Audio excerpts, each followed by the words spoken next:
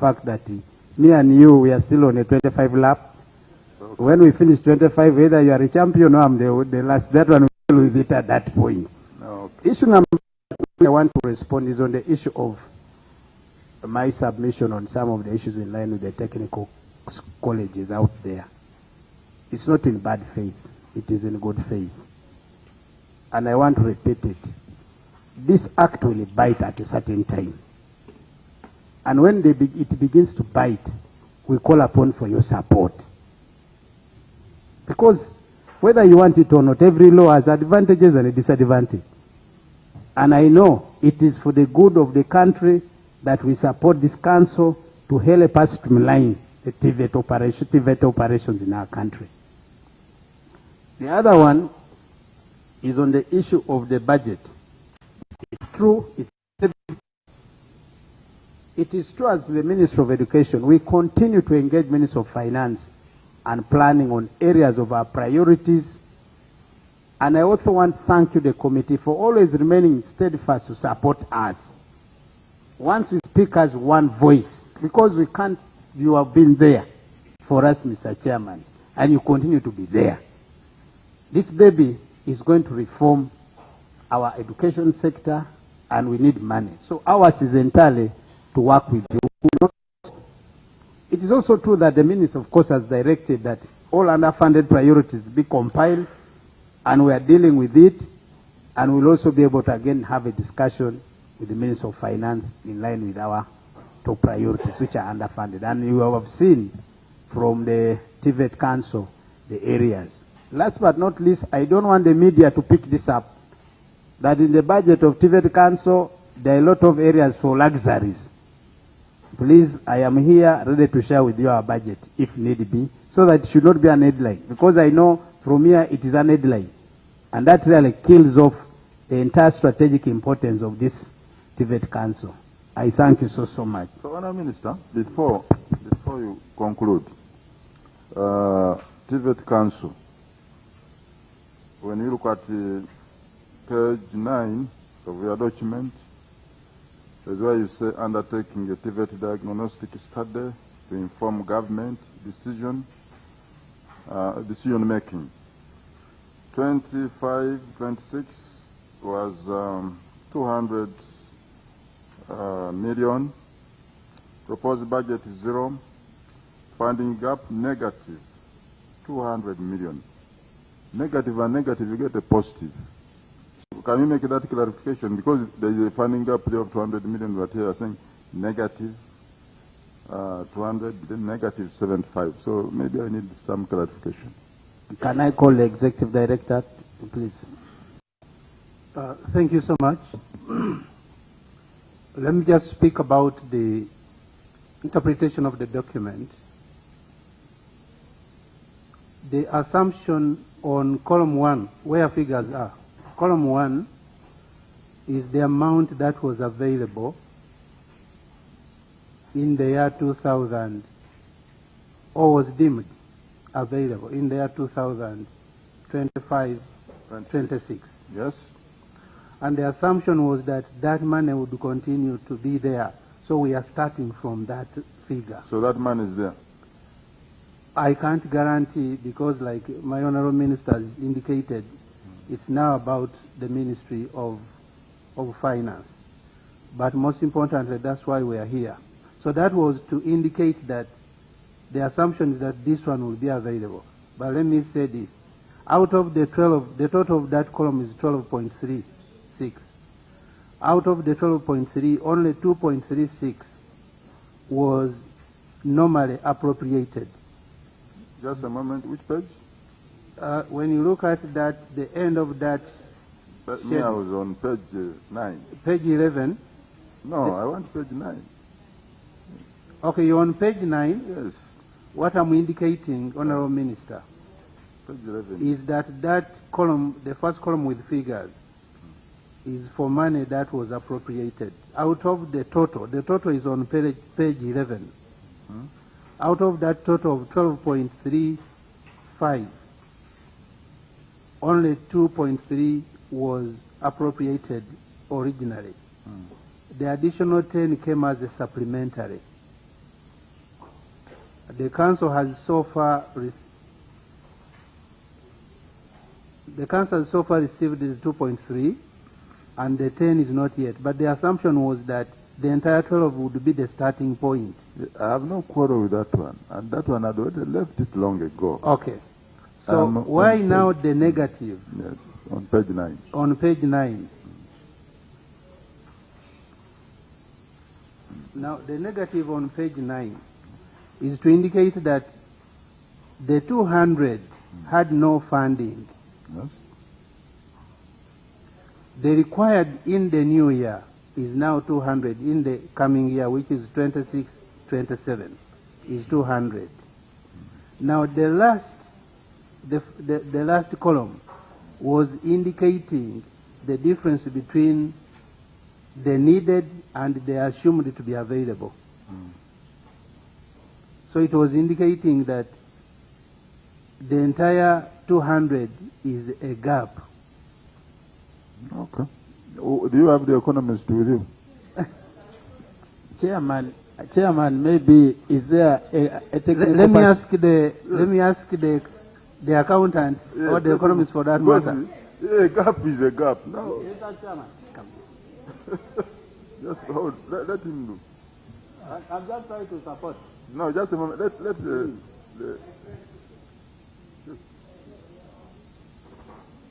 It is a simple thing we wanted you to. Thank you, Chairperson. Through the Executive Director and the PS, the Minister, is reads current budget for the financial year 25-26. This is the budget for this year, 12.3, which my Executive Director is saying.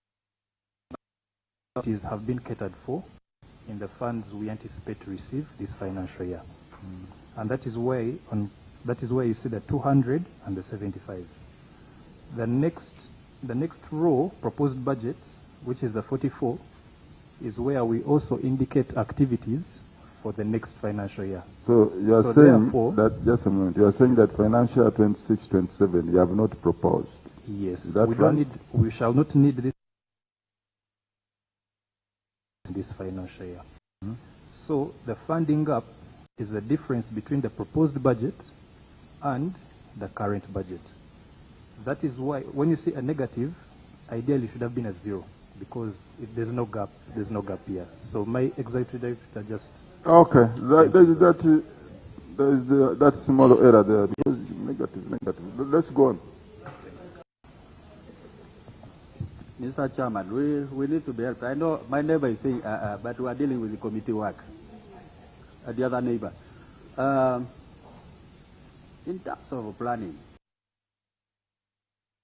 this site, I find it very difficult that you are going to put a huge 0 in financial year 2026-2027, well knowing that you didn't get any money in 2025-2026.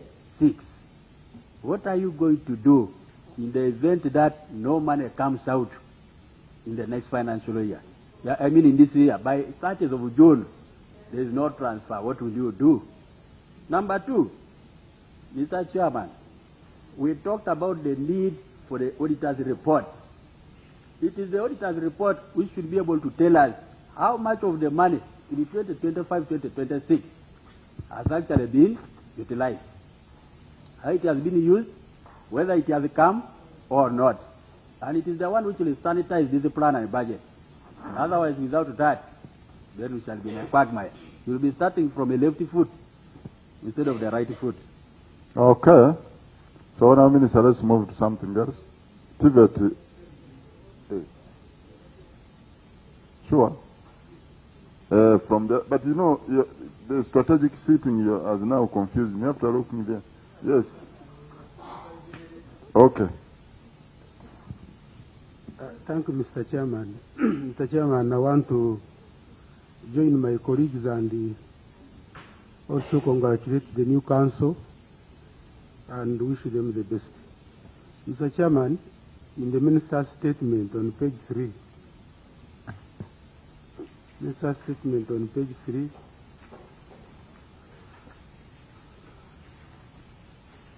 above, Mr. Chair, There is a statement from TVET saying that the Ministry remains committed. And Chair, when you are reading the last sentence on the finalization of regulations and standards, the Minister is not giving a time frame. We need a time frame, Mr. Chairman. And Chair, in line with that, you know, these issues came from the Budget Committee. And the part of the issue was about the clashing of mandates of these agencies. That, for example, TVET Council wants to monitor, National Council of Education also wants to monitor.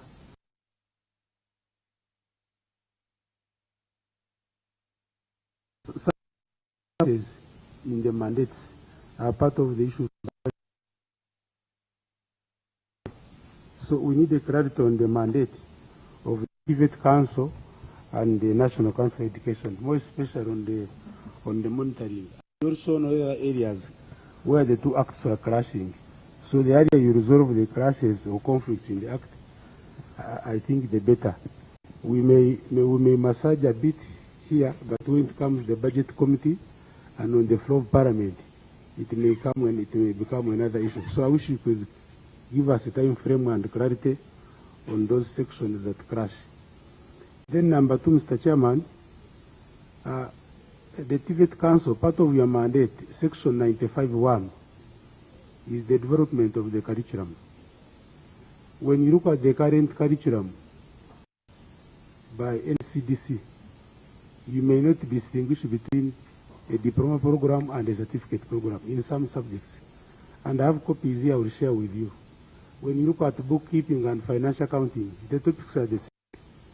So one of the issues you are supposed to handle as fast as you can is to work with UVTAB to develop the curriculum for the business section.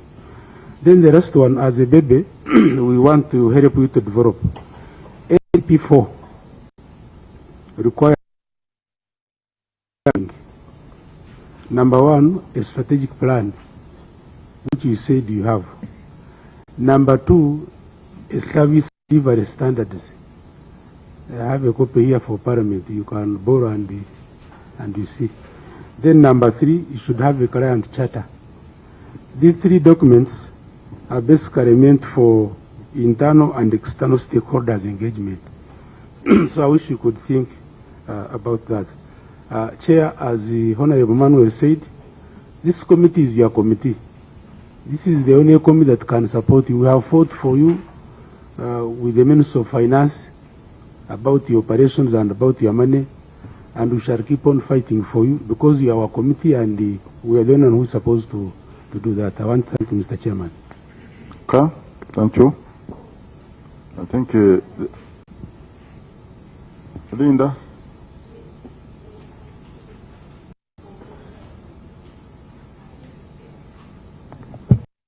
You know, I've been perusing through this budget. Much as I appreciate the issues they are budgeting for, but I need some clarification, Chair, more especially on item for rent. I can see it is on page 11 where they are budgeting for 1.7 billion for rent. So I'd like to know, do they have accumulated rent? This rent is for how many months? Because I can imagine us budgeting for 1.7 billion for just rent. Then another issue I need inquiry is still on the same page, whereby we need 280 million to facilitate TVET for printing and stationery. At the same time, we also need 200 million for maintenance of photocopying machines.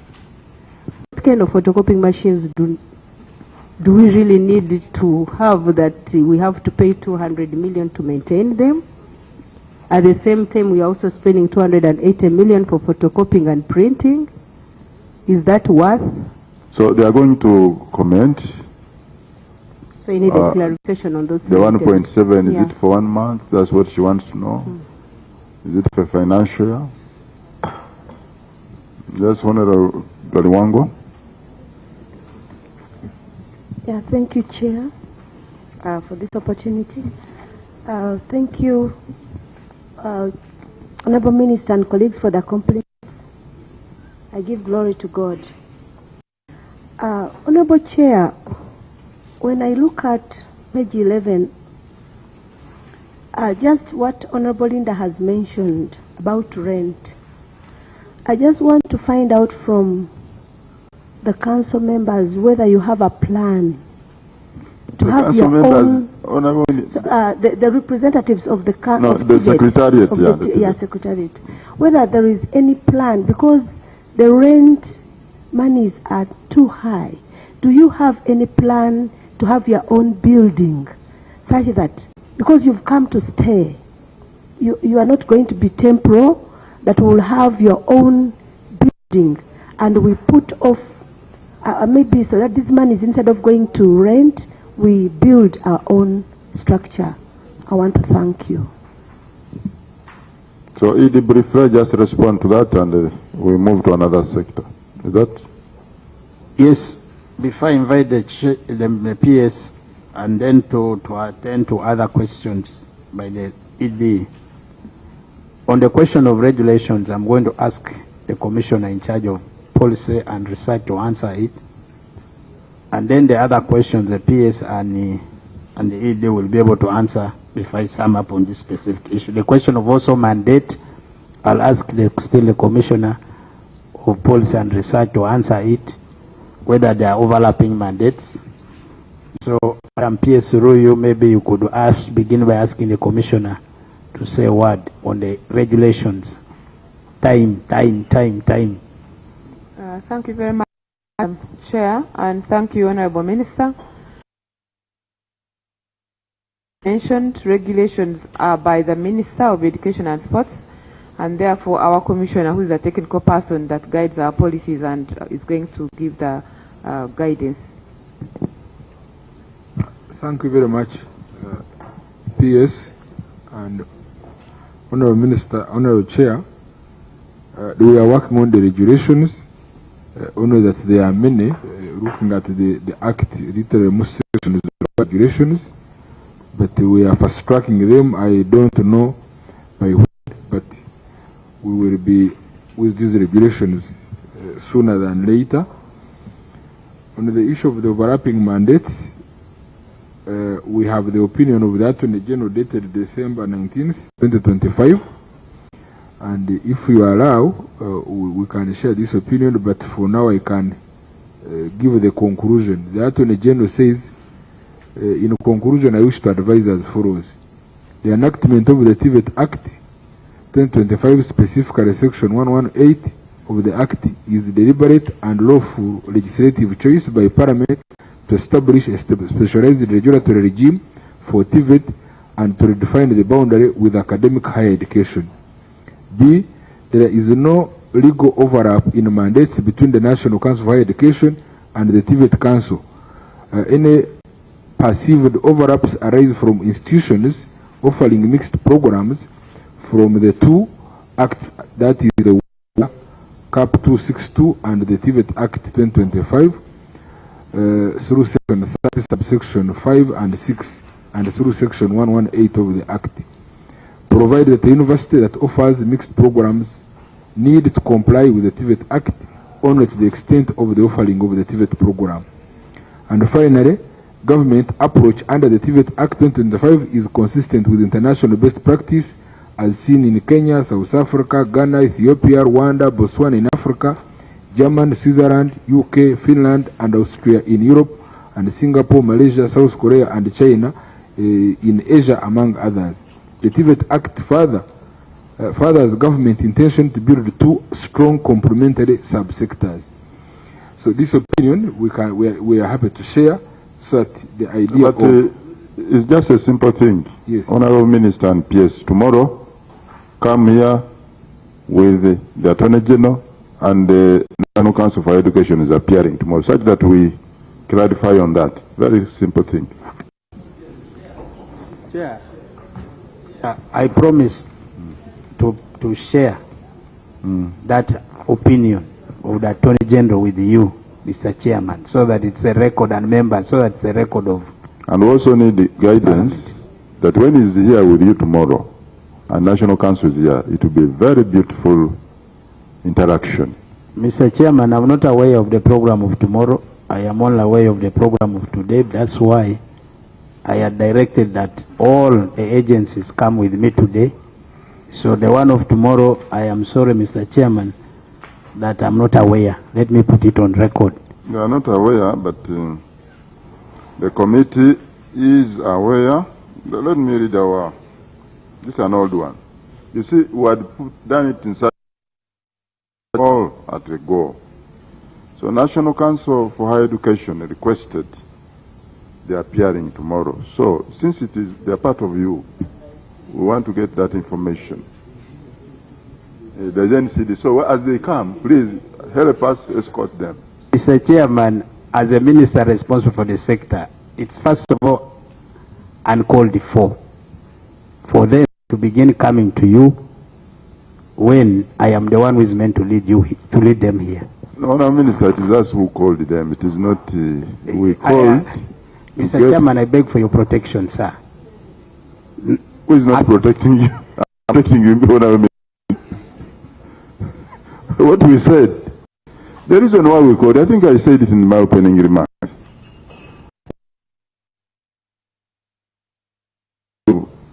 Conflicting mandates. And this National Council for Higher Education and the National Curriculum Development Center, they are coming tomorrow. And so we have the view that when the Attorney General is around, and we hear from the National Council who has the mandate, it becomes easier for us. Because when we hear from one side, another side will give a different view. So just accept that you allow them, or you contact the Attorney General, just for us to clarify that. Because last time when we were commissioning that UVTAB building, that matter came up and the PS is aware. And I think they said where there is a weakness within that law, they find. So that is what we are listening. On the issue of the regulations, the Commissioner didn't give us a date, but I wanted to propose the 30th of June this year, let us have the regulations here, so that we can have them laid before Parliament. Because we don't have a timeline. It will be like the regulations who have been lazy. So the Minister gave us a timeline. Mr. Chairman, we need a timeline on record so that it can help us to follow. I see you trying to avoid. I see you not helping me. I don't have many words. I thought that one was already solved, that the Minister will give us the deadline. I'm not brushing it off, but I'd say in his response, he's going to give us a deadline. Please do. Honorable members, you must have seen from my presentation to you some of the challenges which I'm faced with. Just put yourself in my shoe. For me to come to, I'll bring regulations next month when I'm constrained. It will be very, very unfair and dishonest of me to the committee. Allow me follow up, number one, with the finance to fast track the resources which will be able to facilitate my technical team to fast track these regulations. It's to our interest, it's also actually to my interest that I have these regulations come on board so that they help me move faster. But the challenges I am faced with, if you say June, how many months do I have to the end of the financial year? 4, and there is no budget. Now what do I do? So I really want to plead with you that we will work within what's available to try to fast track these regulations to be brought to Parliament. That I pledge on behalf of the Education and Sports. I thank you. Clarity from the Minister. You see, Honourable Minister, while Mr. Brighton was making a presentation, in his opinion, he's saying there are many, and he has to process all of them. If there are many, why should all they come at the same time? Said this, they are actually 19 on the exact record. Whatever we come up with, we keep on getting them out. And if you remember my statement, I think 3 so far you have commit been yourself on undertaken. the first 5, then you say. So, colleagues, I want to really say that we will continue fast-tracking on these regulations. It is to our interest we have the law fully operationalized by the regulations. I thank you.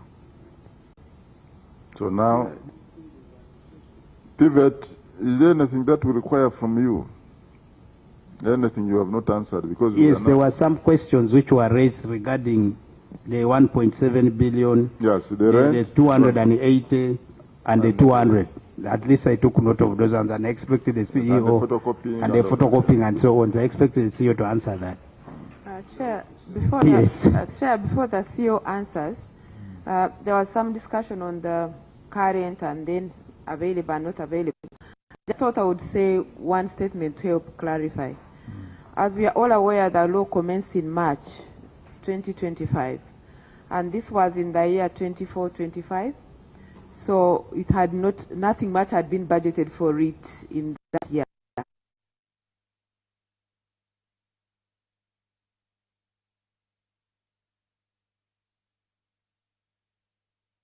Budget was already concluded. Actually, it was, I think, being submitted to Parliament or something. So the department had budgeted for seed money. That's the 2.3 that he's talking about, which they have been able to get. However, after the commencement, we made a case with Ministry of Finance, and they said, okay, let the council pick and budget for the core thing that will make them move. So the council budgeted for 10 billion, which makes it 12.3. And it's that 10 billion which we have not yet received. That is why those zeros are there. Because when they said, we can now give you this 10 billion, now the council came up with what can we do when that 10 billion comes. We are hoping, Chair, that this money can come because we want at least the activities which are highlighted for this financial year to be done to enable us progress. The council is not moving, has really caused these other institutions also to suffer. So we'd be very glad if that push could be also from you, as you have always done with us, to make sure that at least that 10 billion is got, and then as we look forward to the next financial year. Okay. Now let me ask the ED to explain the 1.2, 1.2? The range 1.7 and 200. Thank you. Thank you so much. On the 1.7, I think there were two questions besides the 1.7. What is it for? I mean, I think the guide was why wouldn't we just look at constructing our own building? And then the other one was to have an accumulated rent obligation. The answer is no. We were helped by UVTAB to house the current staff, 10% that we have. We can actually house us, but I must also say this. They gave it to us for a short time. They need it also because they also have more staff to recruit and use their space. The 1.7 is when we rent, and the space needed was also indicated, I think around 2,000 square meters. But the other one of why don't we have our own house, that one we shall look into it. We shall work with the Honourable Minister and see which one is viable for the Ministry or for government. Then the 280, you know, we shall be doing a lot of paperwork, accreditation and all that. We had been informed that we would be given a printer. There was a machine that was being used by Directorate of Industrial Training. And then, of course, other equipment that would be buying.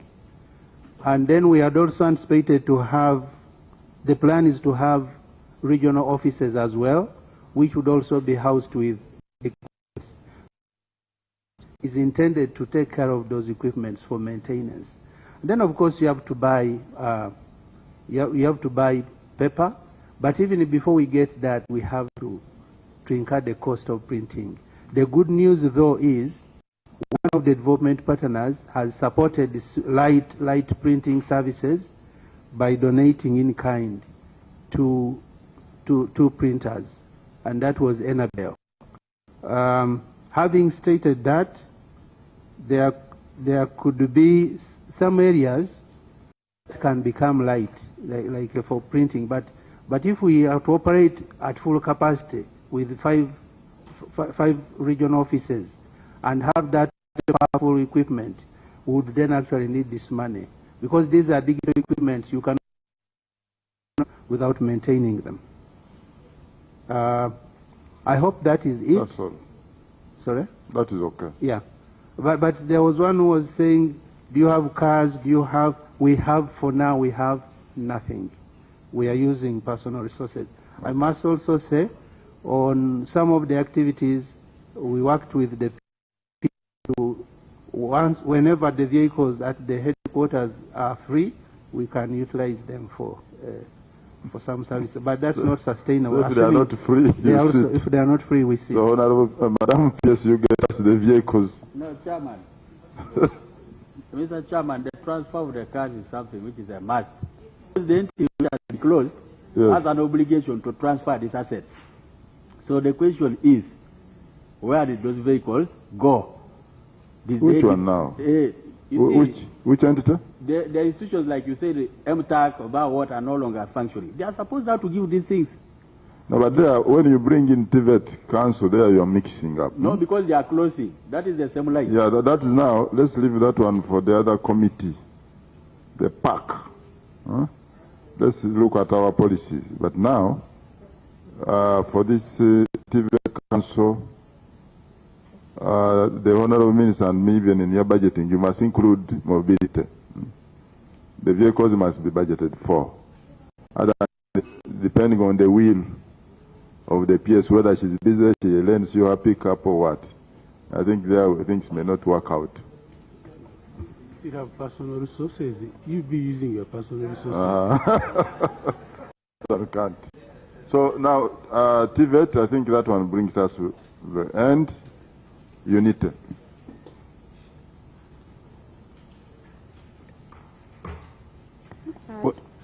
Honorable Chair, with your permission, allow me to invite the Permanent Secretary there too to hand over the mic to Unity. With due respect, Mr. Chair, the condition of the room seems to be overreaching. But you said you're a sportsman. I might be fair, like you look at me, but I don't think my team is the same as me. So I need to protect also the team I've moved with. Yeah, Thank you so much. Honorable Minister, where you are, before you came it was hot, so let them regulate.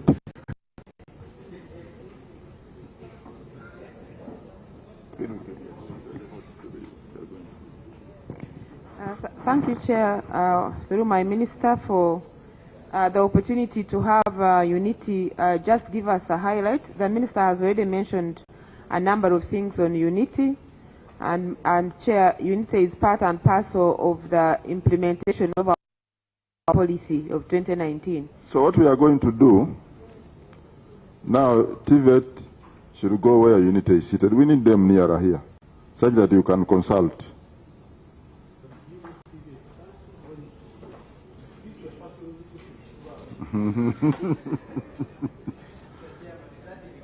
It's out of order actually, and actually when TVET moves out, it will cause confusion. So let them stay.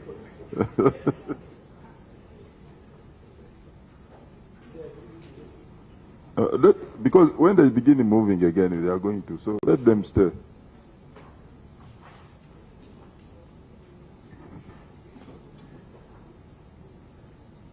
Use yourself for the record again.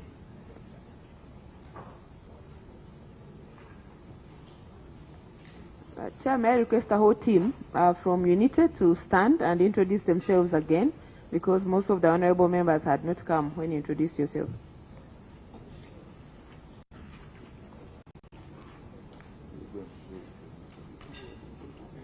Thank you, Madam PS, Honorable Minister, and Honorable Chairperson and members. I'm Betty Ezachi, the Vice Chancellor, Unity.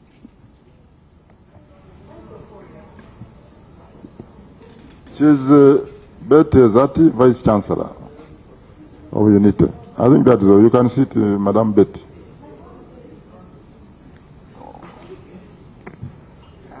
Thank you, Chair and honorable members. My name is Levi Kabagambe. I'm the Institute Secretary.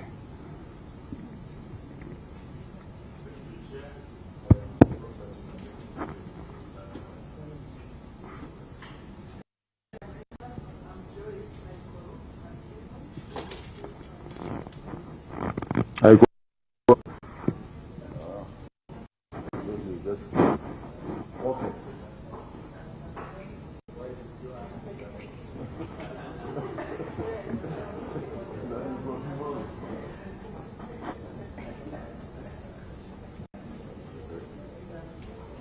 Thank you, Chairperson, and thank you, PS. Once again, I am giving highlights on Chair and members. UNITE was created in 2024 by statutory instrument 53, and was created under the OTR. So UNITE. Chair and members, this report will come together with a report in the minutes. I have some few copies, but we had some. Please, can the chair have the copy? Let me have the copy, please.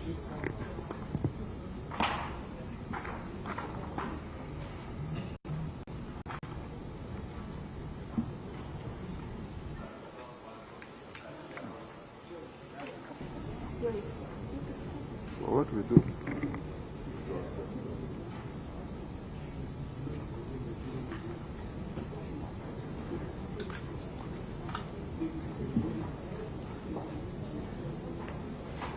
All our members, let's use our staff to go and also give donation to UNITE to photocopy. But meanwhile, you can present him.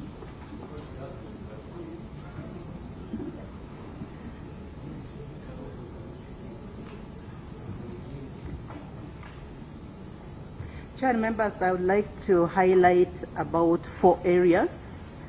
I started by mentioning that UNITE is a specialized institution for teacher education that was established under UOTIA in 2024. It is up and running. So, and members, 22 academic programs were accredited by the National Council of Higher Education. And out of these 22 programs, 18 are being offered in the former 5 NTCs. Which page are you, Madam I'm Izati? actually giving a summary. I'm not going through the document. So, You know, UNITE, let me go through the document. today you're also having your maiden speech. So I'm going to give you adequate time. So actually going to take 18 minutes. Let members really get this UNITE. Otherwise, it's not that we are just going to look at summaries. We need to understand. So I had already mentioned that UNITE was created in 2020 as other degree awarding institution, and it was designated other public service by the Ministry of Public Service, and it has campuses in Unyama, in Gulu, Kabale, in Kabale Mubende, Kaliro, and yeah, that's the one. And then the headquarters is at Shimoni. As per the National Teacher Policy, the mandate of UNITE is to coordinate and provide all levels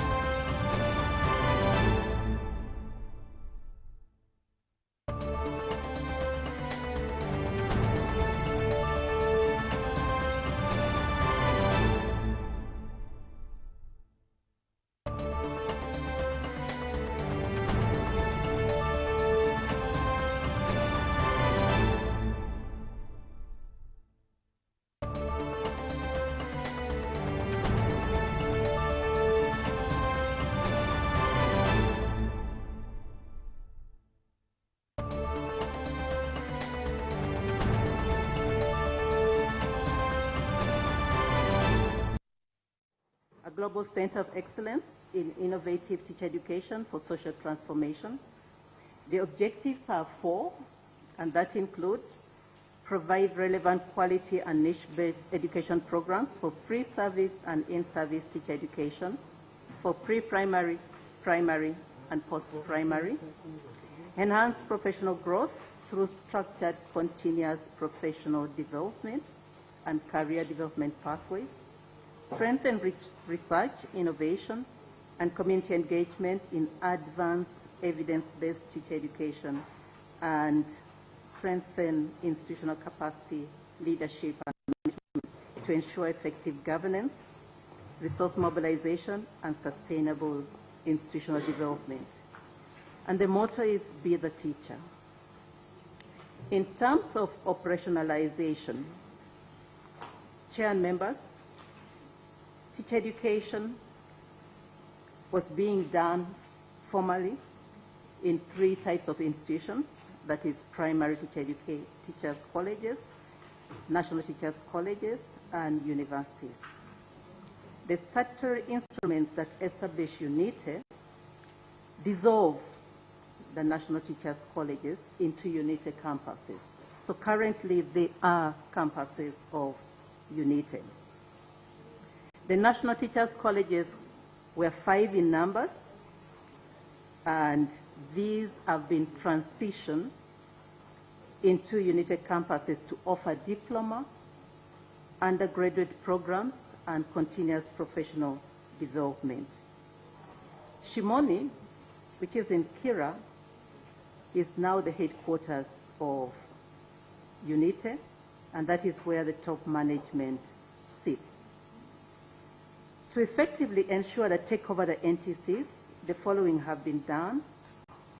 There's been rebranding in the NTCs. There's also been a change of staff establishment structure, including designation of some of the positions. For instance, the principals have been redesignated as deans. We've also developed programs, and they've been rolled out, and these programs are those that match the current market demand in teacher education, and they are competence-based, given that the secondary schools and primary curriculum and A-level is also being reviewed to make them competence-based. We've also ensured that administration and policies are streamlined in the campuses, and orientation of the staff in the NTCs have been undertaken. Chair and members, I now take you just to the details, a little bit more details. First, on governance.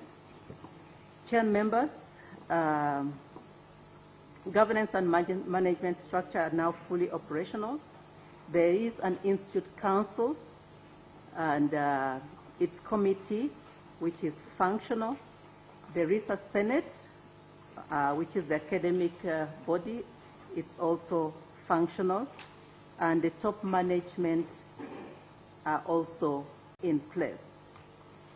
In terms of chair and members, I'm on page 5. In terms of budget. So now that the document has reached, you can now be summarizing others, because the members have now received it. Okay. And we are not going to give UNITE a receipt for doing their work of circulating. Apology, Chair. Okay. So in terms of budget, Chair and members, for the 2024-25, we had 15.5 billion, 2025-26,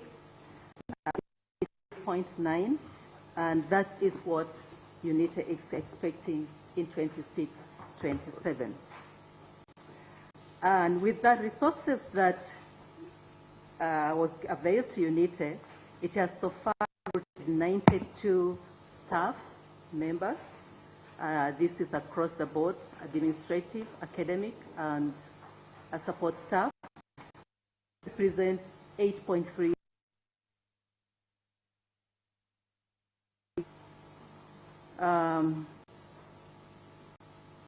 Chair and members. The statutory instrument mandate that recruitment starts from the national teachers' colleges, and that is where the first lot of staff were recruited. But due to the wage bill, UNITA has not been able to take over all the staff that are currently at the NTCs. And so far, out of the 244 staff that actually qualify to join UNITA, only 67 have been recruited, leaving out others being paid by the Ministry of Education. And we are grateful that they remain in the institution to support teaching and learning. Chair and members, Table 2 gives you the status of staffing currently at UNITA. And with this lean staff, under the leadership of campus deans and heads of departments, programs are being offered, as I mentioned a little bit earlier. And so on page 7, you see the list of the accredited programs and those that are being offered. I single out number 9, which is Bachelor of Arts with Education, Bachelor of Science with Education, Postgraduate Diploma in Education, Postgraduate Diploma in Teacher Education. These are not yet being offered. In terms of student enrollments, Chair and members, so far there are 1,383 students in the 5 campuses. The details are on page 8, table 4, showing the numbers of females and males in the institution, but the total is 1,383. In terms of teaching and learning is going on well. Continuous professional development is also going on well. There has been training for teacher educators in the PTCs, as well as teacher educators in the former NTCs.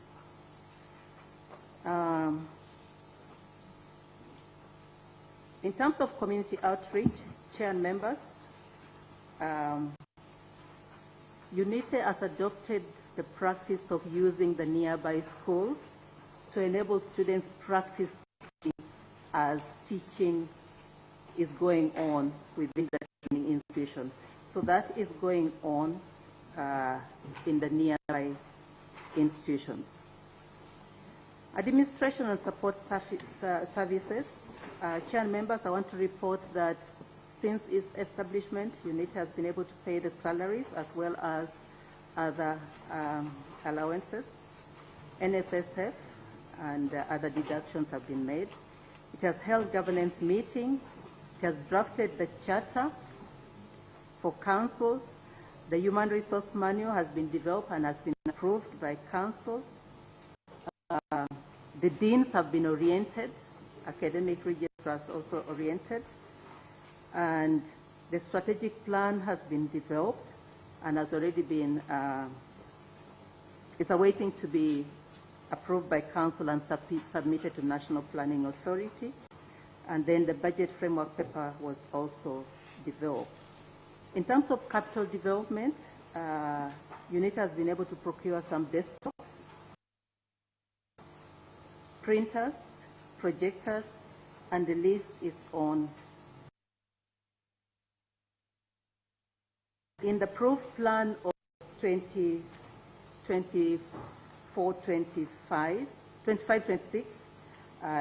UNITA is in the process of procuring vehicles. So far, all the officers have been using personal vehicles, but there's a budget to procure vehicles for the officers.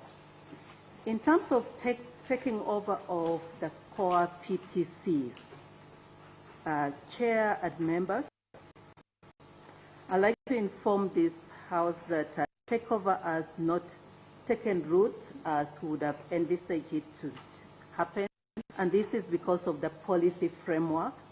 Chair and members, the national teacher policy is clear. attachment of PTCs and NTCs to it, but the statutory instrument does not mention the PTCs. It only speaks of the NTCs. And so UNITE has taken over fully the NTCs, but the PTCs are offering UNITE programs, and there are a total of 3,657 students currently at the PTCs.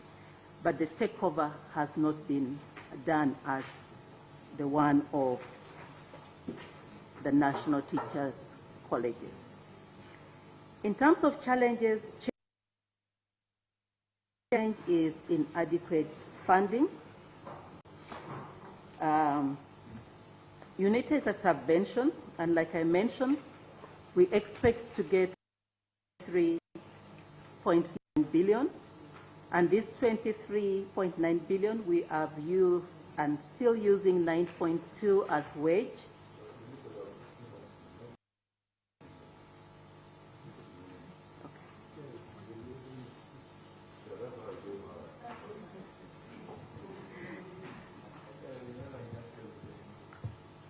Thank you, Chair. I have been to this house though before, but thank you for giving me the time. So 9.2 is wage, 11.6 is non-wage, and 3 billion is development.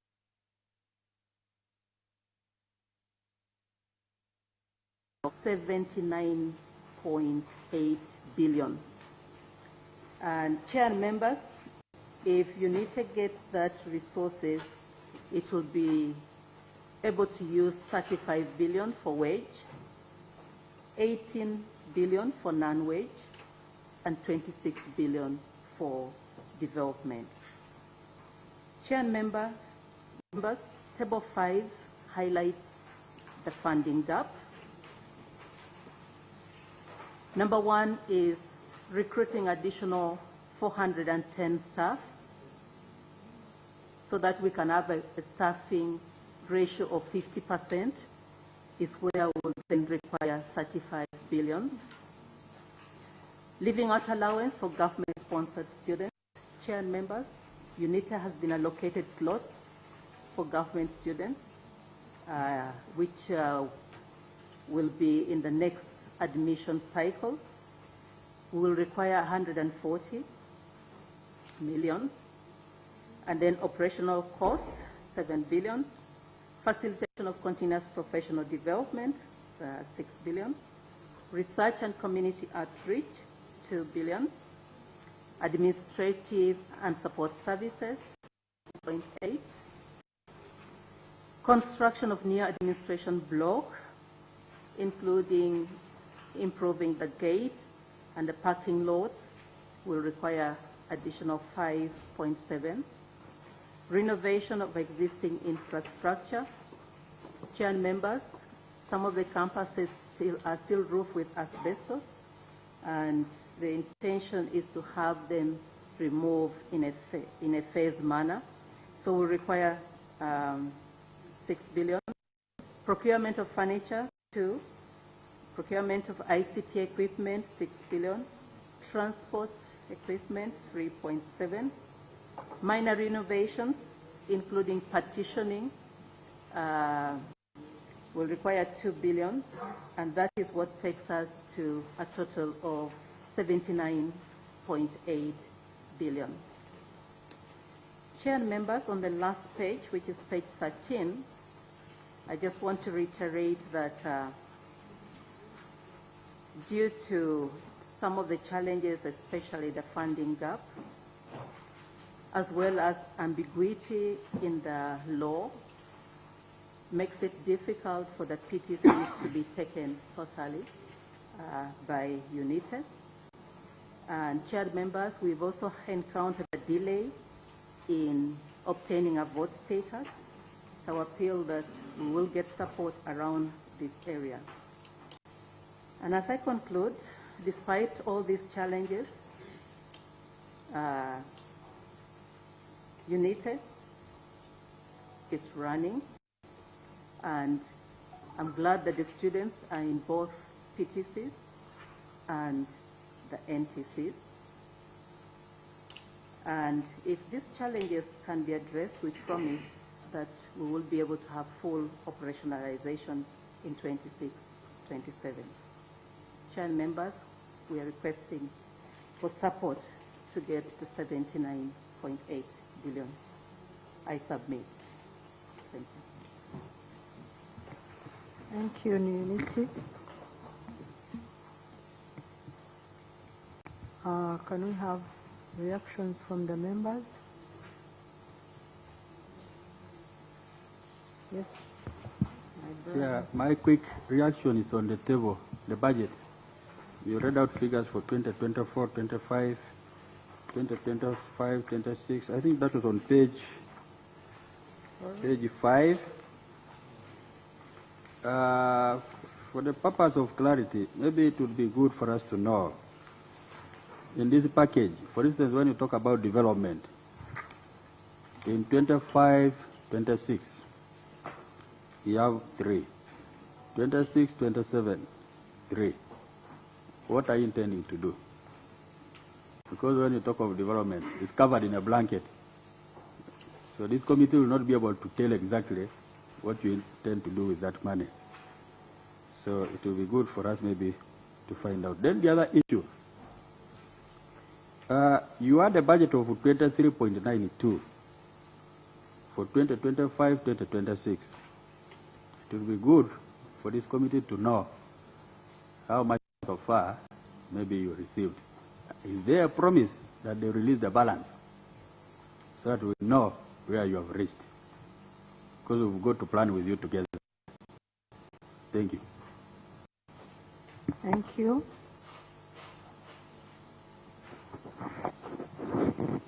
Any other reaction? Yes, Sangarito, Honorable.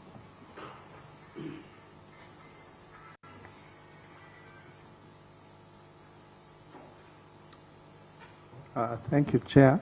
Sorry for that. Mine is one, and it may go to the ministry.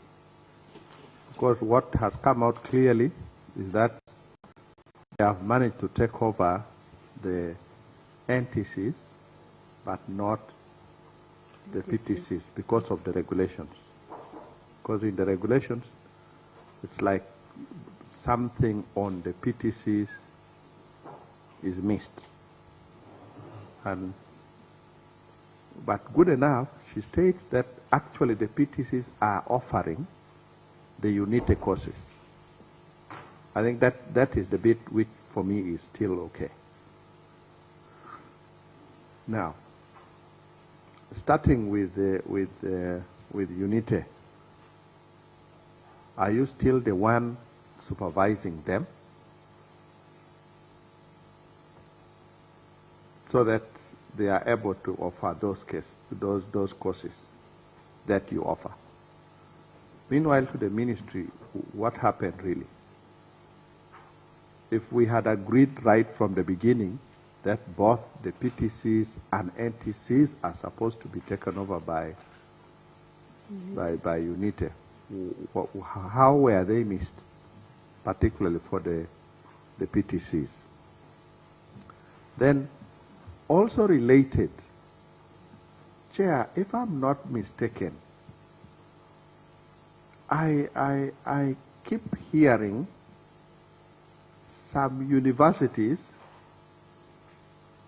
taking over some PTCs,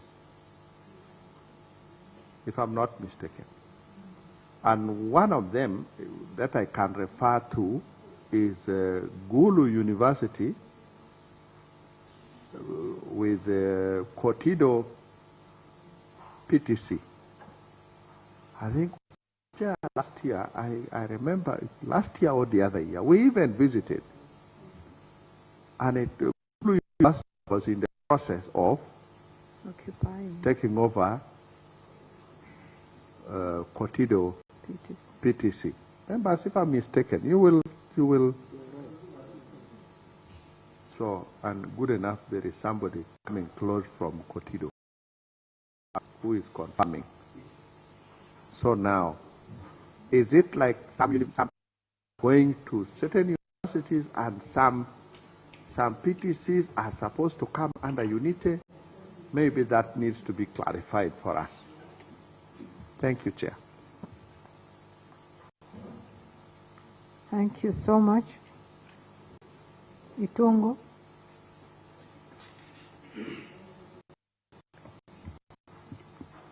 Thank you, Madam Chair. Madam Chair, I want to thank UNITE for the presentation. And my issues, one, the Minister's statement, page 3. I know, Minister, I start with you.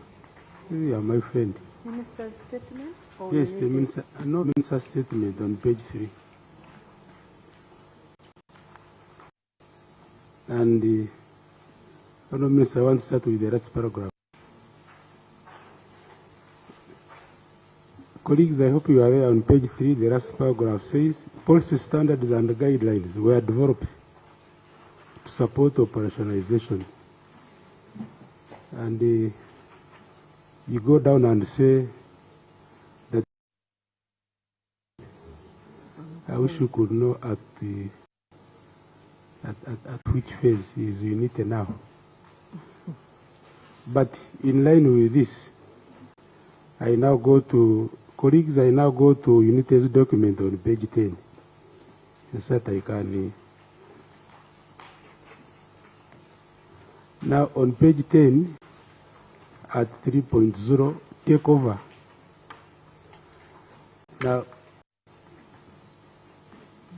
Honourable Minister, I'm in the UNITE's document on page 10, and I'm on takeover. Now, takeover.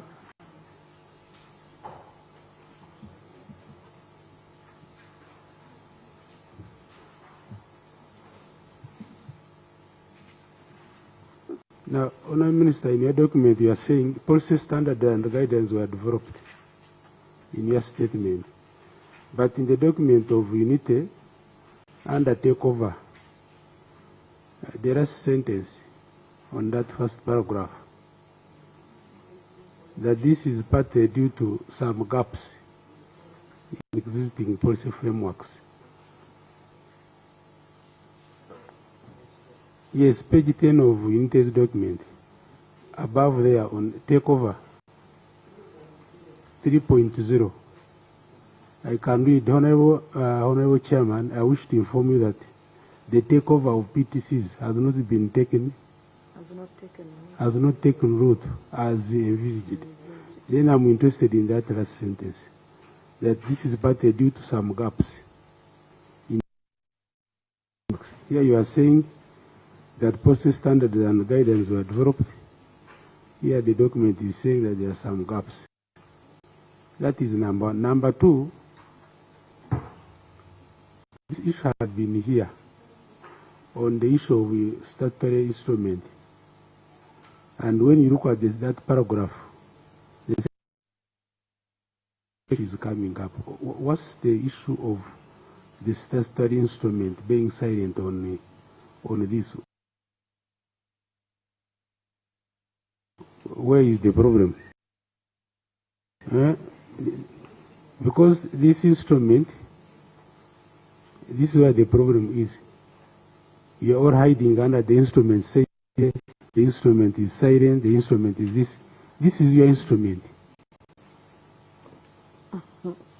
This is your instrument. So, Mr. Chairman, unless we resolve the issue of the instrument, we shall not resolve the issue of UNITE. Because as you can see, even in the mandate, when UNITE is about to reach the mandate, then they say, the instrument does not say so. So, now that the Honourable Minister, you are here, and the PS and your team, can we first resolve the issue of the instrument? What does the instrument say? Then from there we can proceed. Otherwise, with this speed govern of the instrument, there is nothing much you can do, Mr. Chairman. And it is because of this that the Budget Committee is raising concern. Because whose mandate? Is it the Ministry's mandate? Is it UNITE's mandate? as you hide under the cover of the instrument. So, Mr. Chairman, can we first resolve the issue of the statutory instrument? Then we'll proceed. Now, before the response, what I noticed, UNITE is now disengaging from her catchment areas.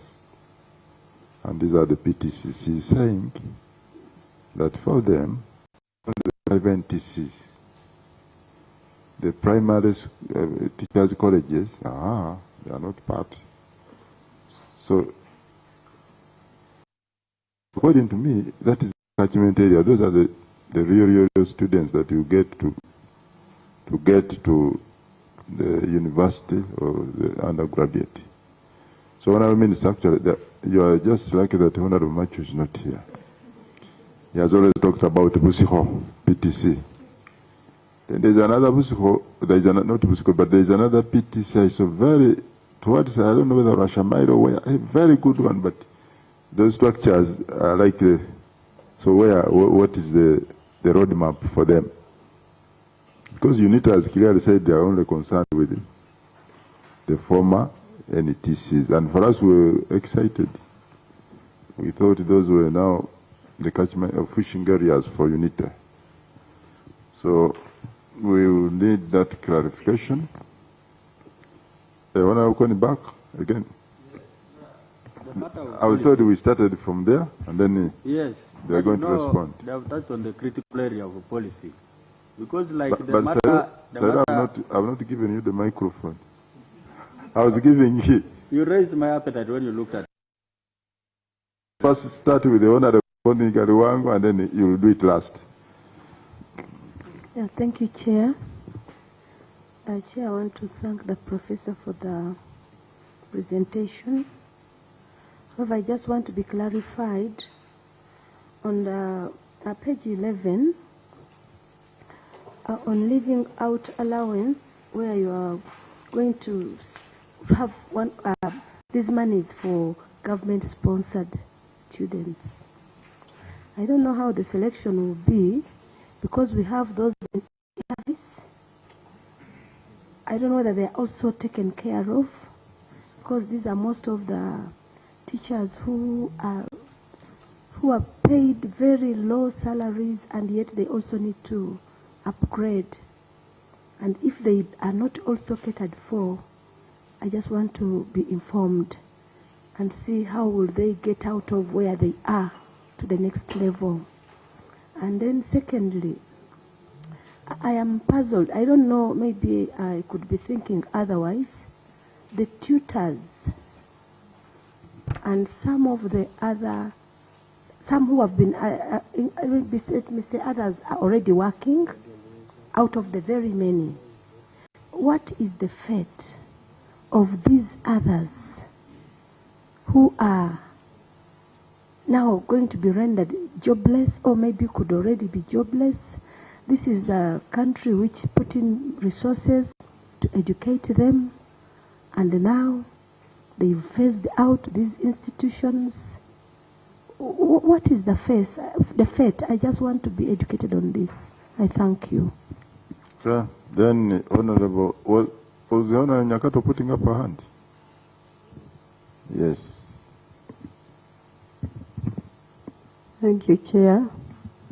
My concern is on page 7 and table 3, where UNITE accredited, we look at accredited programs. These are accredited, and some are being offered and others are not being offered. What would be the challenge? Why? Yes, those ones who are not yet being offered. Thank you. Yes, I think that question is similar to what I wanted to ask. But supposing I'm from senior 6, I've done, can I go to UNIT and you give me an undergraduate course? Thank you, Chair. Mine was still on that page 10, 3.0, paragraph 2 and 3. one of the sentences is saying the statutory instrument that establishes unity does not talk about takeover or even attachment of the PTCs. It stops at prescribing for NTCs. In the next one, it states a mismatch in such key policy documents would at least require that specific guidelines, particularly on the takeover or attachment of these institutions to unity, be developed to streamline these policies, this process. Unfortunately, this has not been done. This has not happened. So I'd love to find out, Chair. It seems there's a lot of work under the policy department, which is not coming out of the chimney. So I don't know what you are going to do. Because it's like every institution now is relying on you, and soon you will make the minister to appear not to be working. What are you going to do to sort this matter? Policy. So, Chair, I don't know. You need to guide. Because, in my opinion, if we don't plan deadlines, we shall not achieve. So, as a committee, we are the ones to guide, we are the ones to help these people. If we do not institute deadlines for action, we will be in trouble. I beg to move. Okay. So, I think, honorable members, we can hear from the minister. I don't know whether there's any member raising. Honorable Annette is a real person who has a passion about unity and is a teacher like all of us. Anything before the minister answers?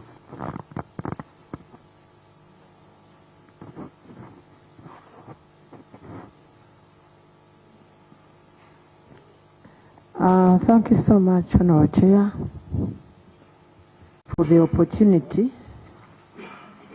And thank you for presentation, the summary you've given us about unity.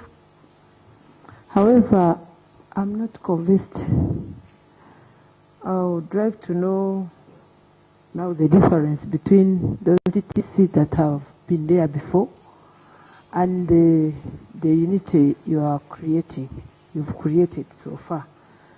And the nitty-gritties, the details of those TTC that have been incorporated here and those that have completely left out.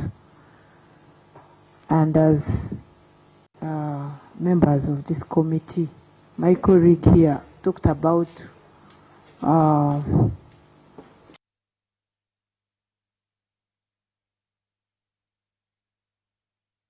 this committee, we are professional teachers. Honorable Minister, with due respect, yeah, take home is so hard. I don't know what can be done. For example, in the sub-region where I come from, where I hail from, there were about 10 TTC or more. So how are we going to, how is the region going to benefit from unity? The details. And the country. I've not got it right. Thank you, Honorable Chair. Okay, now, while you are away, unity has told us that they are only concerned with NTCs. And the PTCs is not in the statutory instrument. I thank you very much, Honorable Chair and members. It might not be pleasant, but allow me to mention it. Colleagues, the question of take home, I think respectively, let me not say something. No, just a moment, Honorable Minister, just 1 second. Honorable Annette, can you qualify the take home? Because she was talking about PTs. Now, when you take Honorable Annette, I'm sorry if I've stated it badly, but I'm looking at the equal opportunities, balancing the regions. In terms of PTCs? Or? In terms of PTCs. Yes. Because our people have been complaining about the issue of closing those NTCs, PTCs. So if we are to go back home, what do we present? Because these are the questions, Honourable Minister, that we are asked when we are soliciting support from the electorates They complain, they talk about closing those PTCs, and they don't see what is going on. So what authentic response can we get from you stakeholders, the technical people, that UNITE is in place, and for that matter, here in the region, there is this and ABC is going to be done. Okay. Thank you.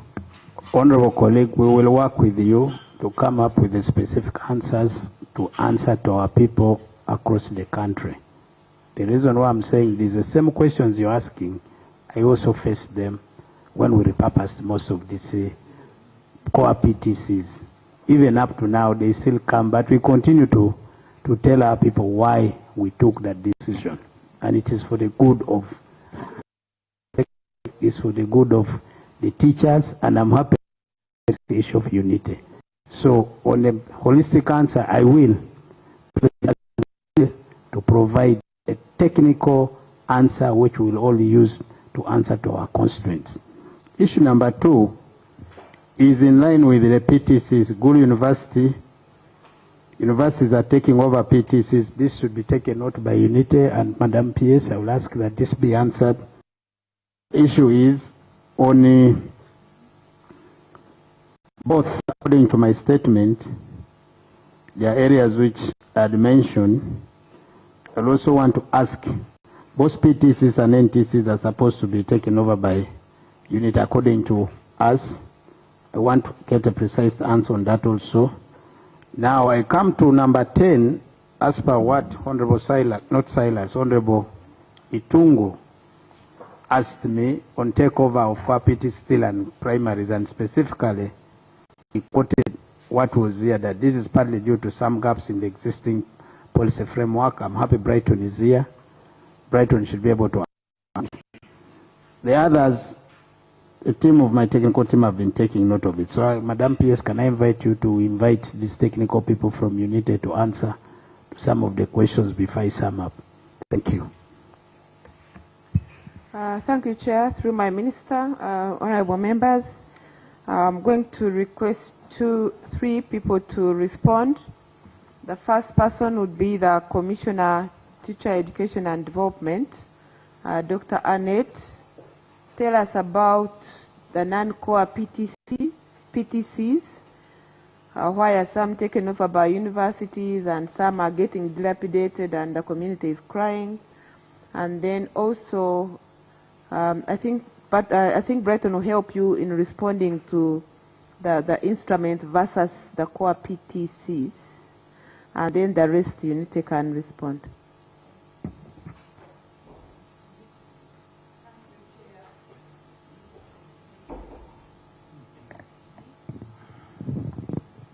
Thank you, Chair, through my PS and my Honorable Minister. Honorable members, I want to say that due to the recommendations from the National Teacher Policy 2019, the 46 primary teachers' colleges were supposed to be repurposed. 23 cores were to be repurposed to offering diplomas, supporting the grade 3s to upgrade from grade 3 to diploma so that they are able to enroll for a degree. So the 23 core PTCs were supposed to change from offering certificate to diploma, the repurpose for the primary teachers' colleges, the core PTCs. Those are the colleges that are offering 2 programs. They are offering programs that were focusing on the teachers in the field, and they were also focusing on the programs that are handling the initial person who wanted to be trained as a teacher. Now, the other 23 were supposed to be repurposed in doing something else, but stop training teachers. We moved in different areas, and I know some of you participated in the communities around the college, because we even had MPs to be in that committee, where we were agreeing with the committee what other learning activity should take place in the 23. Now, some different areas of focus were given. and we can provide a detailed report through my minister. But because of budget, today? Yes. No. Chair, I beg that we submit it to the You see, board. Honourable Minister, why I'm basing on this deadline. Last time I felt I also wanted the protection because I was being questioned as if I was the cause of the problem. So I need to clearly be getting all the answers. If it is the figures, let it be exhaustive. If it is because there's where they will say, where is the list of those ones? So it is not for my own purpose, but for purposes of you. So let's have those ones also, because that's the question that we shall have. Chair, can I request that by end of business tomorrow? Okay. Thank you, Honourable Minister and the Chair. I want to say that because of the budget constraints, some institution communities reconvened and decided that they get something that would continue moving in the institutions. And that's how the universities came in. In our original program, where we are meeting the communities to agree on what else should take place on these institutions, we had MONI, we had Chambago University, we had the Guru University, and Kawali University, plus Busitema, whose communities requested that they make these institutions faculty of education. So far, we have, out of the 23, one was repurposed to secondary, another one was repurposed into Unity headquarters. Yes, like Ginger PTC yesterday, so Ginger Seed, is that so? Yes, please. Good. That is the one which was repurposed into secondary. Okay. And then 7 have been repurposed into faculty of education under different universities. And that information can be availed. Chair, I submit. So I think, Honourable Minister, I can see some light at the other tunnel, end of the tunnel. Now we shall begin asking these universities, when are you taking over? Otherwise, Madam, is that doctor, you are now exonerated. Otherwise, we're wondering. So we know who to ask. Thank you, Mr. Chairman. Mr. Chairman, I'm happy there is a law. And whatever took place was done under that policy. I hear now the Commission hiding under communities. Who are these communities? I thought these were institutions of the ministry. So who are those communities? Give us an example of those communities, and we'll see how they came in. If I'm correct, she said that communities were involved, even some members of parliament were involved in making these decisions. But you see, Mr. Chairman. Just a moment. Yes. I'm now acting like a reef. I want to be very fair. So let her mention maybe some MPs that were involved, such that because an MP represents a community. Yes. Mr. Chairman, before she answers, Honorable Annette is telling you from Bushenyi. And they are saying MPs were consulted, and she is here. So, Chair, let's get clarity on communities. What does the word community mean? Don't hide under words. You tell us, who are those communities? Honourable Minister, let Madam Commissioner. Yes, Commissioner, please. Thank you. Through my minister. Chair, I want to say first of all that Honorable Annette's areas, the institution is there because it is a core, so it is there intact and training teachers. Core. It is a core PTC. Yes, supporting, these are it is one of the colleges I've said remained, and they are supporting the grade 3s to acquire a diploma so that they are able to enroll for a degree. So Bushenyi Core PTC is still ongoing. And Honorable Chair, I want to say that I cannot really have in my head 23 MPs, but we have minutes of the people who attended whenever, and we visited these colleges twice. Commissioner, the right word is, which I want to borrow, the consultations took place and all agreed on what position the ministry took. That's the only word I want to say. It's not about minutes. Consultations took place. And there are minutes to that effect of the consultation. So Honorable Tungo, me and you, we are always substantially busy. So if you are not, reached, please bear with me. Thank you. Mr. Chairman, the consultation would have been in line with the statutory instrument. So that is my concern. So actually, the consultations were done, but now back to you, Honourable Minister, the documents. It has no problem. The next question, can I call on Brighton, Commissioner, Research and Policy? Thank you very much, Honourable Minister. Honourable Ngerito says that even if he's not a teacher, there is something that is tickling him. Sorry to get back a little bit, because we all need to be clear at the end of the engagement here, so that we know. So, in specific terms, we are now talking about the 26,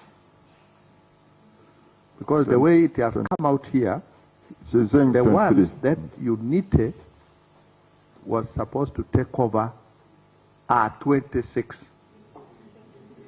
Is it 23? Okay. The numbers can be 23. The other ones are the ones which we are talking about now. Minister, it is the 23 that it seems again you missed out on the policies that would facilitate them to take over.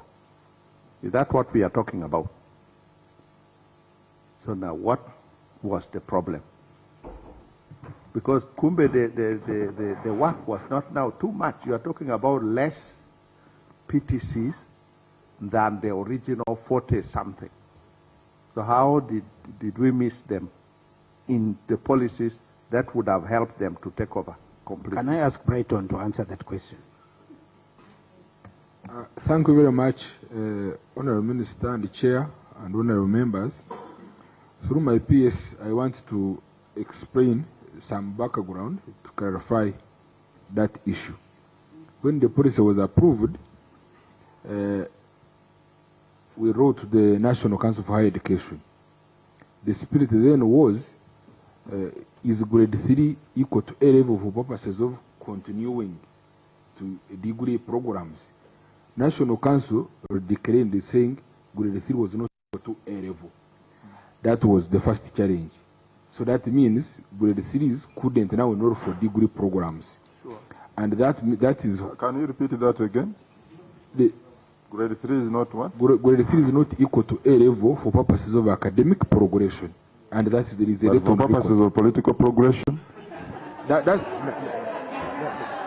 you are taking me... No, those are my words.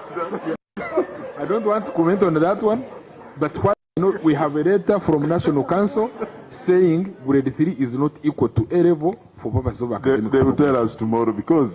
Now, when that letter came, then the next issue was, then how do we progress? And to clarify also on the issue of why the former NTCs, we drafted that instrument under Section 81. You see, to draft an instrument, you have an empowering clause. Section 81 says establishment of other degree awarding institutions. Uganda National Institute for Teacher Education was established as a degree awarding institution, and we proceeded under Section 81.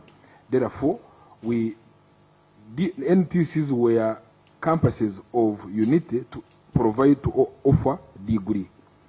Now, the next dilemma was, are PTCs degree awarding institutions? The answer was no. Now, can they be campuses of a degree awarding institution? The also answer was no.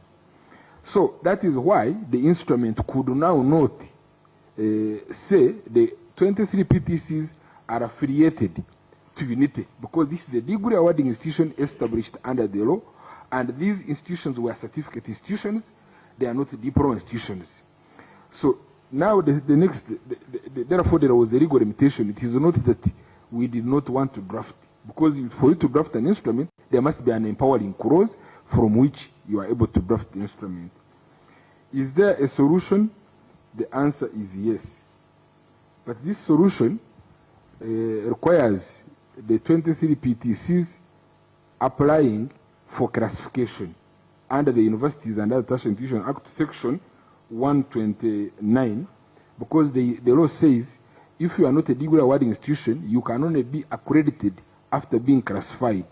But there is also an instrument. So these institutions, we need an instrument that classifies them as diploma, because they were not diploma.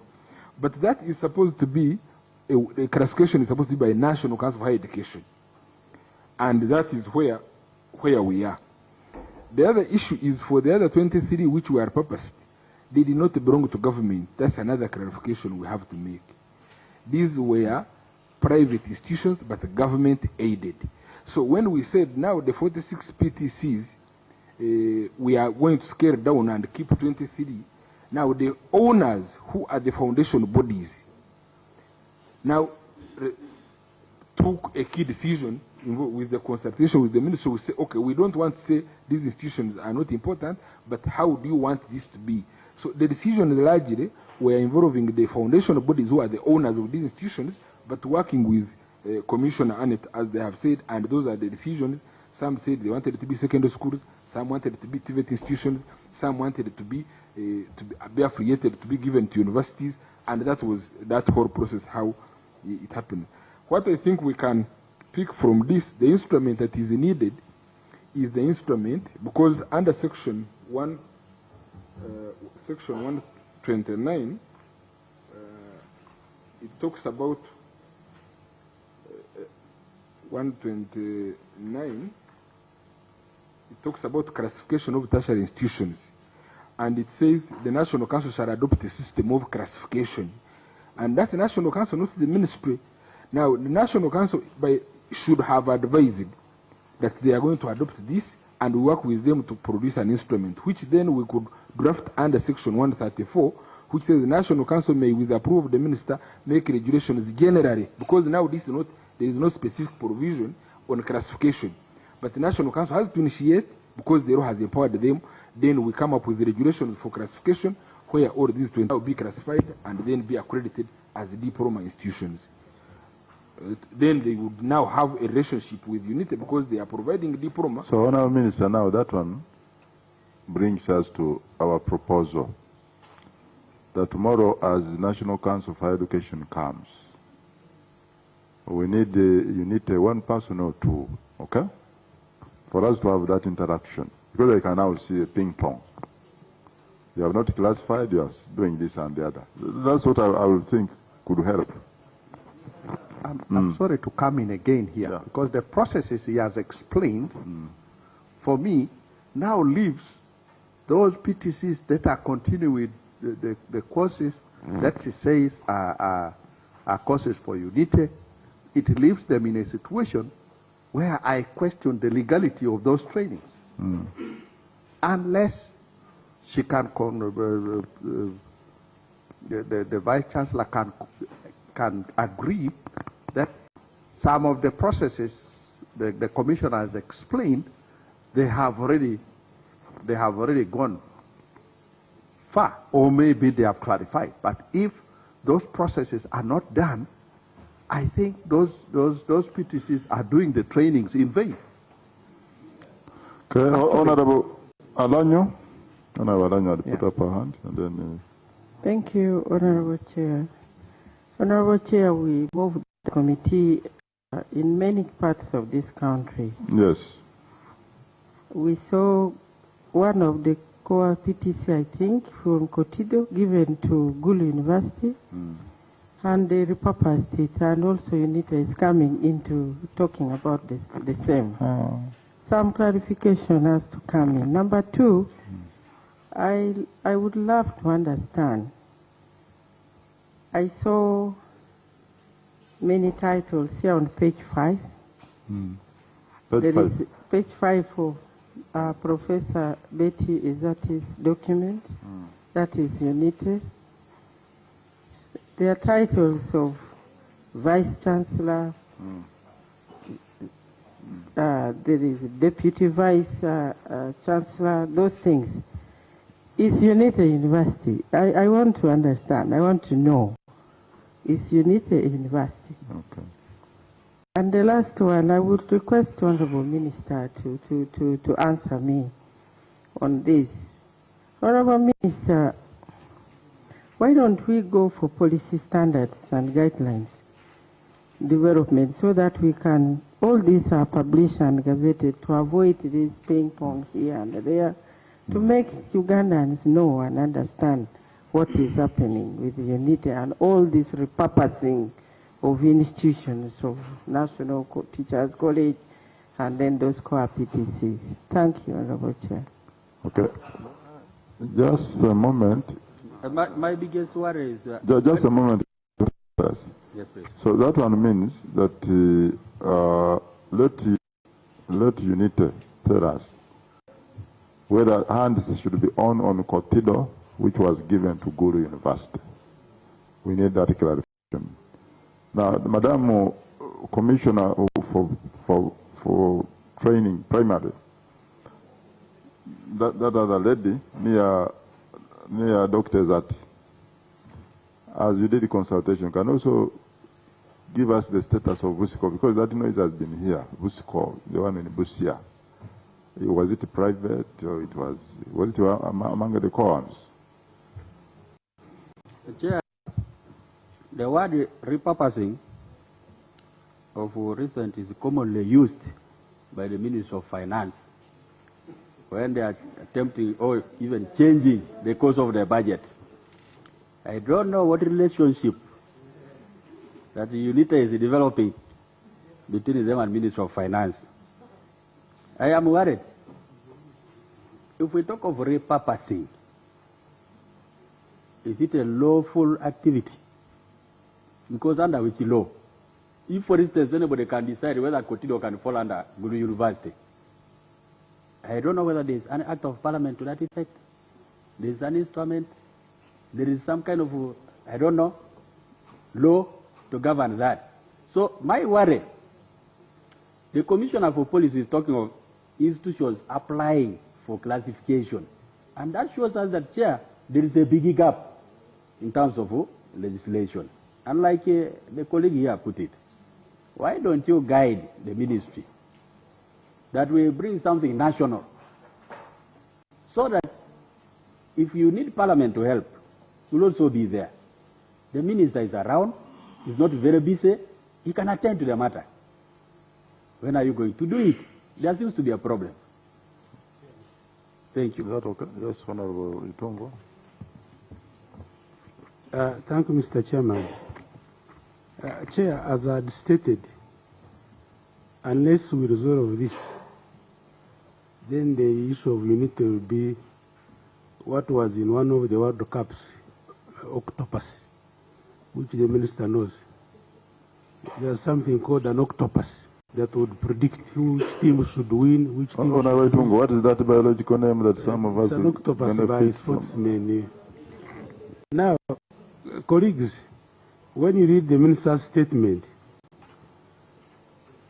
the minister's statement says that teacher education reforms are guided by National Teachers Policy 2019. And the Honourable Minister, you get time and read UNITE's presentation on page 10, because there are very good issues here. Now, the same, your statement talks about the statutory instrument number 53 of 2024. Now, when you look at the two guiding documents, the policy came in 2019. The instrument is 2024. Now, when you read the UNITE's document on page 10, they are very clear on the second paragraph that the policy provides for attachment of PTCs to UNITE. That is the policy. It goes ahead and says that the statutory instrument established does not talk about takeover. It goes ahead and says even attachment of PTCs. So now we go back to Mr. Brighton and the team, and Chair, I'm happy you are proposing that the Attorney General should be here, who is the principal advisor to the government, on the conflict between these two documents, the policy and the instrument. Which one is which? The moment we resolve this, then the issue of octopus will be history, Mr. Chairman. Otherwise, we shall not finish this. Mr. Chairman, maybe with your permission, allow me to say the following. First, I thank you, honorable colleagues, for raising up these issues which will guide us make better management of our sector. There are issues which you've raised which I want to request you, Mr. Chairman, that permit me to get back to the senior management. Then we'll be able to come back here so that these issues are addressed once and for all in line with the observations I've been taking note. And I want to say, even with the issue of National Council for Higher Education, allow me to handle these things at the top management of the ministry and government to government. I'm not sure whether Attorney General will be able to be here tomorrow, now that he has given a legal opinion. And if National Council for Higher Education has identified areas where in their considered opinion they feel should be handled, it's my responsibility as a minister to handle with the Attorney General, even with coming up with amendments of the law if they are necessary. But it cannot be able to come here and we begin to say we are going to be, we look dirty, which as a ministry will not allow. So I wanted first to say that from the onset, in as far as the issues which have been raised. I have picked a lot of interest on the unity in line with, but there's also one statement which we made. When we talk about repurposing, there's this word which my brother Honorable Ugon was talking about. First of all, let's be realistic. These were public institutions under foundation bodies. This should also be clarified. We all know we used to have Sorotko PTC. It has remained. But there was also, I think, the one in Church of Uganda, St. Aloysius in Ingora. So now that one, me and you know that was a public institution, but under Church of Uganda, which is foundation body, which is my church.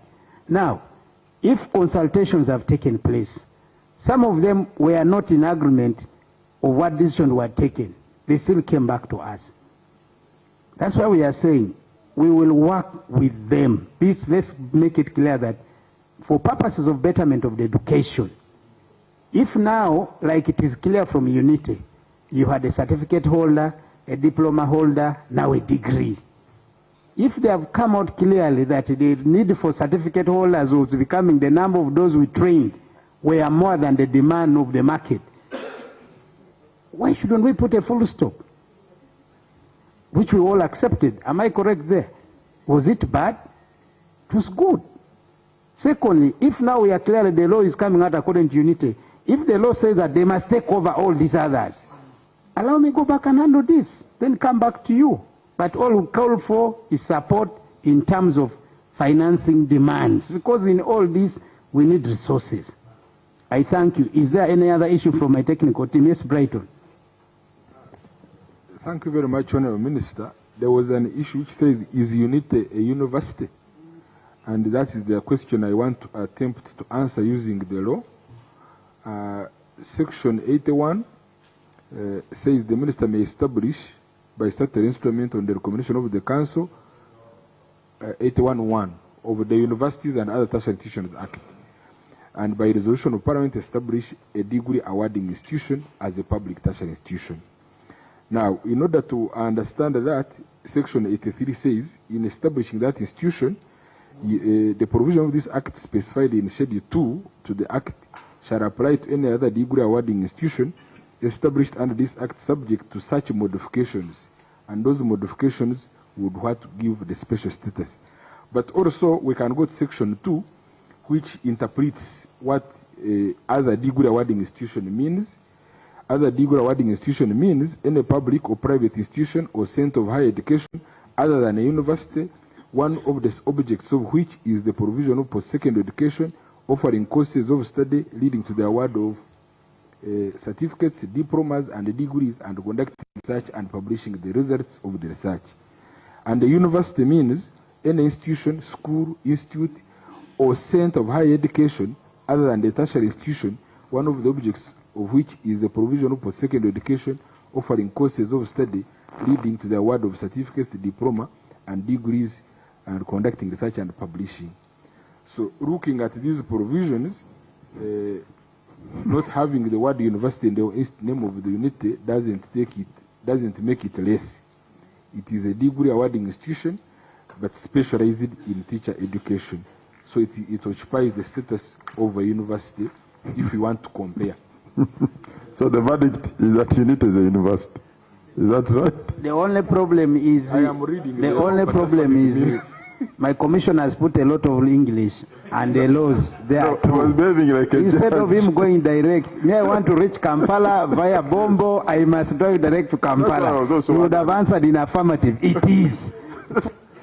Because, no, the medical doctor raised and wanted a straightforward answer. No. Okay.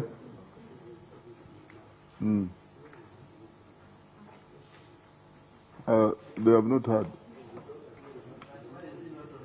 Can you be on record? No, but for me, he's saying that for purposes of budgeting, where does unity lie? Is it a fully-fledged university? Isn't that what you're saying? You see, Honorable Minister, as the chair said in his communication, these are the issues that were raised by the budget committee. And whatever we are discussing, including the involvement of Attorney General, whatever, we want to answer these queries that were raised by the budget committee. There is even another query for the PSC. When you allow me, I will ask her, but we want to know the position of unity as far as this budget process is concerned. That is the whole point. Actually, that's also serious. And let me ask Brighton here again. Oh, Doctor, let's hear from Doctor. Thank you, Chair. Chair, my question about knowing whether UNITA is a university was to be followed by this question again. That if it is a university, how can a university operate to its expectation without a vote? Without a vote? Without a vote. So that one now is in line with the... That, let me not say what I wanted to answer to my honorable colleague. You know, I know the way they operate. It is probing. So now you see, she was heading to somewhere. Now the target has been hit last. So thank you so much, Honorable Kano. Yes, Brighton. Thank you very much, Honorable. I think being a vote in a government, you know, is a process. These are new institutions which have started with the seed money budgeted for under the ministry, but eventually they are growing into that process. So for now, they are budgeted for under the departments that actually gave birth to those children. Now, these children, when we support them and we have applied, because applying for a vote is also a process in the Ministry of Finance. You don't say, give me a vote and you get it. So that is what we are going through, appropriating resources, but which resources and were specified for these institutions under Vote 13 in preparation or in transition to becoming votes. But Chair, how old is? Chair, we are your members. No, I'm about, you know. We request. It's now 2 o'clock and now. It's okay, Chair. This is the only opportunity we have to talk about unity until next year again, maybe. So we'd love to find out how old is this baby called unity. And then, yes, how has it been surviving? Then number 2, in the process, where have you reached? Because they have asked for a vote, they have been asking for it. Did we start? Where are we now? Because at least for us as a committee, we are the ones who exercise oversight over these institutions. We want to find out how far. Share through you. Now, there's another question. That does UNITA have an accounting officer? If he's here, let him raise Vice Secretary, something. That there are questions which will be answered by the technical, by the PS. To me, to my knowledge and ability, the accounting officer of the Ministry of Education is here. Yes, but they haven't now, recorded unit. The question is, does UNITA have a vote? No. As of now, who is the accounting officer of UNITA if they don't have a vote, if we are to go and ask ourselves questions? Can we answer ourselves? So, it's self-explanatory.